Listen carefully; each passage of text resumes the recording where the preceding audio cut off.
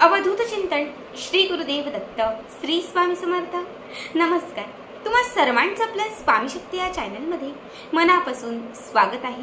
स्वामी तुम्हा सर्वांच्या सर्व चांगल्या इच्छा पूर्ण करोत एवढीच स्वामींच्या चरणी प्रार्थना करते आणि आपल्या आजच्या नवीन आणि सुंदर व्हिडिओला पुन्हा एकदा नव्याने सुरुवात करते। मग बघा 13 ऑगस्ट मंगळवार। खरं तर आज असणारा मंगळवार हा इतर मंगळवारांपेक्षा अत्यंत महत्त्वाचा आणि मोठा आहे, कारण आज या मंगळवारच्या दिवशी आलेली आहे श्रावणातील पहिली अष्टमी तिथी, जिला आपण दुर्गा अष्टमी किंवा श्रावणी अष्टमी असं देखील म्हणतो। आजच्या व्हिडिओमध्ये मी तुम्हाला याच मंगळवारचा एक अत्यंत प्रभावी उपाय सांगणार आहे। संपूर्ण श्रावण महिना हा धार्मिक कार्य करण्यासाठी, पुण्याची कामं करण्यासाठी अत्यंत महत्त्वाचा मानला जातो आणि या महिन्यात असणारा प्रत्येक दिवस हा तितकाच विशेष असतो। आता योगायोगानेच मंगळवार म्हणजे माता लक्ष्मीसाठी समर्पित असणारा वार आणि त्यासोबत अष्टमी तिथी जी देखील माता लक्ष्मीसाठी समर्पित असते, म्हणजे दुर्मिळ योग एकत्र आलेला आहे। मंगळवारच्या दिवशी अष्टमी तिथी आलेली आहे। आजच्या दिवशी तुम्हाला फक्त या एका दिशेला एक दिवा लावायचा आणि दिव्यात ही एक वस्तू घालायची आहे। जर आज अष्टमी तिथीला तुम्ही हा एक दिवा लावला तर तुमच्या आयुष्यामध्ये दीपदानाचं पुण्य लाभेल। एक मंगळवार दिव्यात ही एक वस्तू घाला, पुढचा मंगळवार येण्याच्या आत तुमचं कितीही कठीणातील जे कठीण काम आहे ते झालंच म्हणून समजा।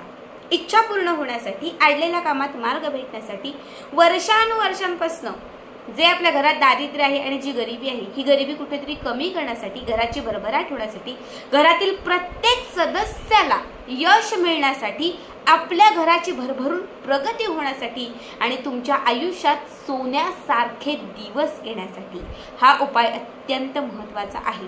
खरं तर हा दुर्मिळ योग आहे, पुन्हा लवकर हा योग नाहीये, त्यामुळेच प्रत्येकाने हा उपाय नक्की करा। एक 5 मिनिटाचा फक्त हा उपाय आहे। दिव्यात ही एक वस्तू आजच्या दिवशी जर तुम्ही घातली तर नक्कीच तुमच्या आयुष्यात त्याचा असंख्य पटीने लाभ होईल आणि तुमच्या मनात असणारी प्रत्येक इच्छा पूर्ण होऊन माता लक्ष्मी तुमच्या घराकडे आकर्षित होईल।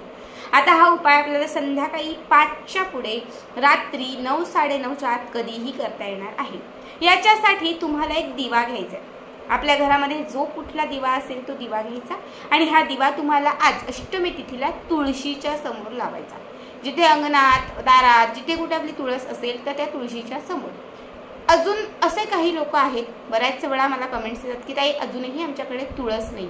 पहिले सांगितले की तुळस घरात काही सामान नको, काहीही नको, पण तुळस आपल्या दारात असावी। पण नसेल आणि तुम्हाला हा उपाय करायचा असेल तर तुम्ही देवघराच्या समोर पण हा उपाय केला तरीही चालेल, पण ज्यांच्या अंगणात, दारात तुळस आहे त्यांनी हा उपाय तुळशीच्या समोर करायचा आहे।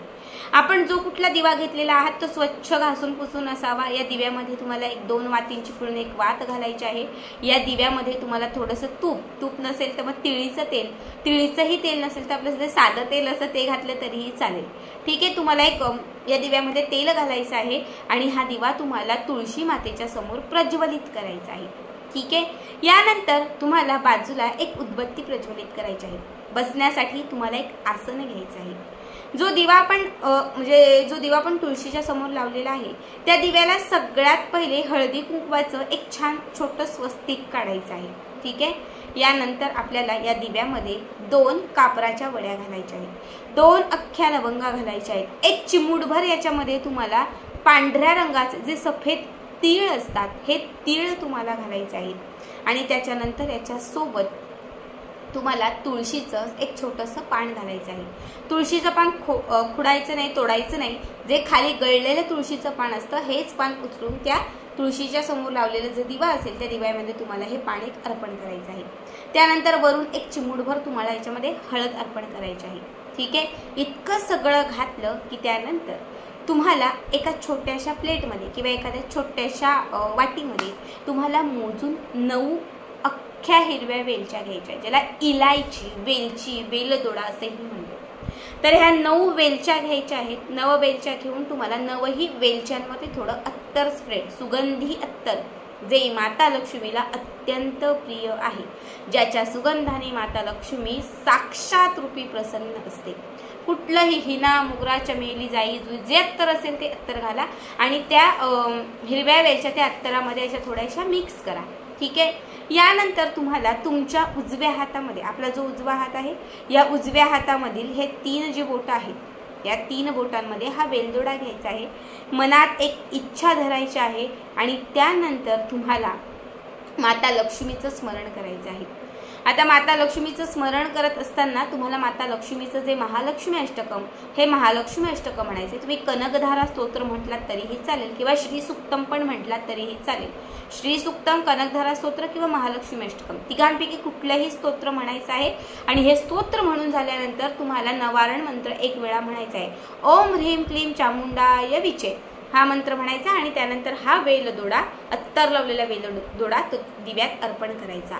पुन्हा दुसरा वेलदोडा हातामध्ये घ्यायचा, पुन्हा महालक्ष्मी अष्टकम किंवा जे काही तुम्ही म्हणणार श्री सुक्तम, कनकधारा स्तोत्र यातील एक स्तोत्र म्हणायचं आणि ओम ह्रीम क्लीम चामुंडाय विचे हा नवारण मंत्र म्हणायचा आणि त्यानंतर पुन्हा हा हिरवा वेलदोडा आहे तो दिव्यामध्ये अर्पण करायचा। पुन्हा 3रा, 4था, 5वा, 6वा, 7वा, 8वा आणि 9वा असे 9ही वेलदोडे एक एक करत तुम्हाला अभिमंत्रित करायचे आहेत आणि समोर लावलेला जो दिवा आहे त्या दिव्यामध्ये तुम्हाला अर्पण करायचे आहे। 9ही वेलदोडे अर्पण करून झाले, सगळं काय आपलं झालं करून की त्याच्यानंतर 2ही हात जोडून माता लक्ष्मीला आपल्या घरात सुख आणण्यासाठी, आनंद आणण्यासाठी, पैसा आणण्यासाठी, पैशांचे मार्ग खुले करण्यासाठी प्रार्थना करायची आहे। त्या तुळशीला तुम्हाला प्रदक्षिणा घालायच्या आहेत आणि मग त्यानंतर हा दिवा असाच तिथे पेटत्या ठेवून घरात यायचा आहे। हा दिवा शक्यतो रात्रभर पेटत्या ठेवण्याचा प्रयत्न करा, पण पावसाचे दिवस आहेत, जरी रात्रभर नाही तरी तुम्ही जोपर्यंत झोपत नाही अगदी 11-12 पर्यंत तोपर्यंत तरी दिवा हा पेटता राहील याची काळजी घ्या। जेव्हा सकाळच्या दिवशी तुम्ही लवकर उठाल, म्हणजे दुसऱ्या दिवशी सकाळी उठाल, स्नान वगैरे, अंघोळ, आपलं सकाळचं जे काही आहे ते सगळं उरकलं की त्याच्यानंतर काय करायचं, या दिव्यामध्ये घातलेल्या ज्या सगळ्या वस्तू आहेत त्या काढायच्या। विशेष करून त्या 9ही हिरव्या वेलच्या बाजूला काढायच्या आणि बाकी ज्या वस्तू आहेत, लवंग किंवा जे काही तुम्ही टाकलेलं आहे तर ते दुसऱ्या एका प्लेटमध्ये घ्यायच्या। यातील ज्या 9 हिरव्या वेलच्या आपण घेतलेल्या आहेत, ह्या हिरव्या वेलच्या लाल फडक्यात बांधायच्या, लाल कापडात बांधायच्या आणि कुठल्याही माता लक्ष्मीच्या मंदिरात ह्या दान करायच्या। कधीही त्याच दिवशी असं नाही तुम्ही तिजोरीत ठेवा किंवा तुम्ही देवघरात ठेवा।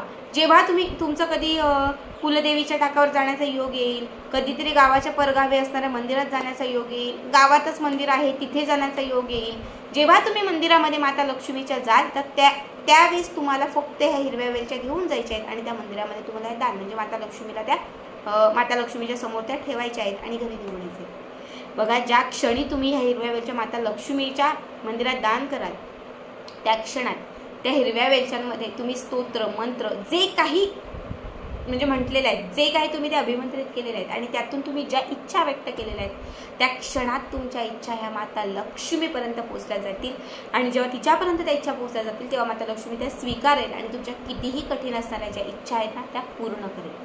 हा अष्टमी तिथीचा अत्यंत प्रभावी उपाय आहे, कारण हिरवे वेलदोडे, हिरवे वेलच्या आणि लवंग हे माता लक्ष्मीला अत्यंत प्रिय आहे। ज्या ठिकाणी हिरव्या वेलदोड्यांचा आणि लवंगांचा उपाय केला जातो त्या ठिकाणी अप्रत्यक्ष रूपाने का होईना पण माता लक्ष्मी ही प्रसन्न असते।